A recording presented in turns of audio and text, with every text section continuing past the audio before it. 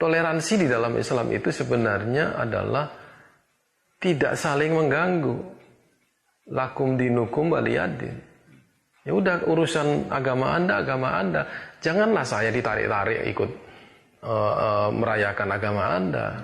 Nah, itu toleransi, batas toleransi dalam Islam seperti begitu. Toleransi kemudian kita ikut di gereja yang satu ngaji, satu nyanyi-nyanyi, bukan toleransi itu. Itu adalah merusak akidah. Nah, toleransi itu bukan juga menghormati, Pak. Kalau kita menghormati, coba ayat Quran itu tidak menghormati agama Nasrani dan Yahudi, karena menyalahkan itu, iya kan? Tidak menghormati, saling memahami, ya, lakum dinukum waliyadin tadi itu, dan tidak saling mengganggu. Itu yang menurut saya perlu dipegang, bahwa apa yang dikerjakan oleh mereka, ya biar dia kerjakan.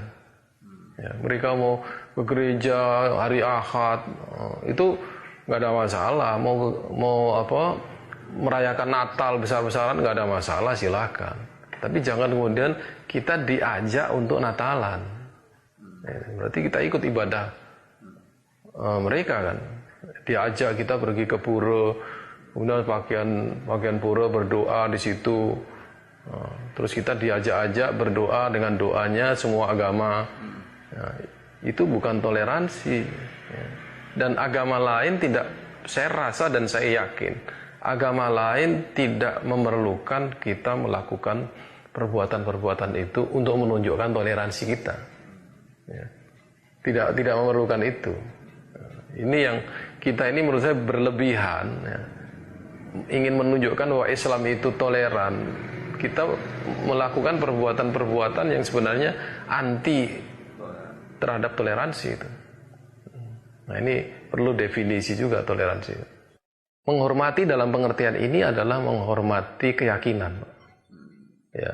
Kalau menghormati penganut agama lain sebagai individu, sebagai anggota masyarakat, oke, fine ya. Yang maksud saya bukan menghormati itu, kita tidak harus menghormati keyakinan agama lain.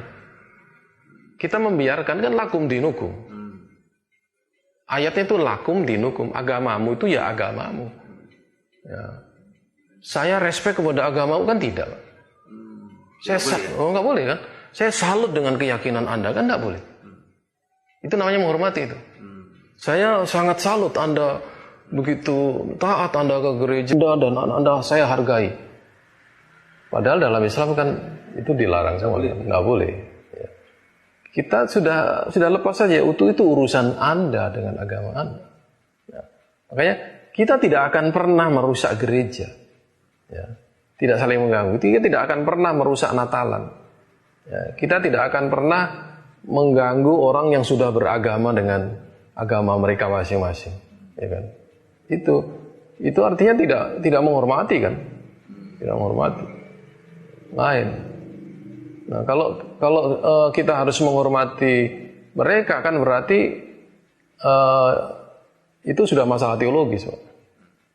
Jadi menghormati secara teologis tidak betul, tetapi secara sosiologis kita boleh. Makanya bagi saya, ya, kata pluralisme itu yang sekarang menjadi sangat bias ya penggunaannya.